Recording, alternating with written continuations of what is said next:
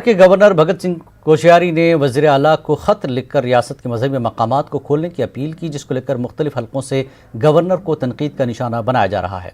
रियासत की काबीनी वज़ीर यशोमती ठाकुर ने भी गवर्नर के ख़त को गैर आइनी करार दिया और इसे साजिश का हिस्सा बताया। महाराष्ट्र के राज्यपाल ने जो चिट्ठी सम्माननीय मुख्यमंत्री साहब को लिखी हुई है, वो तो एक बहुत बड़े षड्यंत्र का हिस्सा मालूम होता है। क्योंकि देखो ना, एक तरफ अभी कहाँ जाकर कोरोना का कर्व नीचे आ रहा है और दूसरी तरफ राज्यपाल खुद संवैधानिक पद के ऊपर रहते हुए असंवैधानिक बातें करते दिख रहे हैं। यदि कोरोना का डर अभी नहीं रहा तो इन्होंने ये बताना चाहिए कि उन्होंने सम्माननीय आडवाणी साहब को राम मंदिर के भूमि पूजन के लिए क्यों नहीं बुलवाया।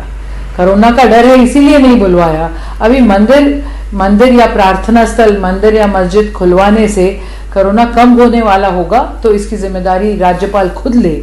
लेकिन यदि कहीं से भी थोड़ा सा भी आप लोगों को इस चीज का ध्यान आता है कि ये असंवैधानिक बातें कर रहे हैं तो सुप्रीम कोर्ट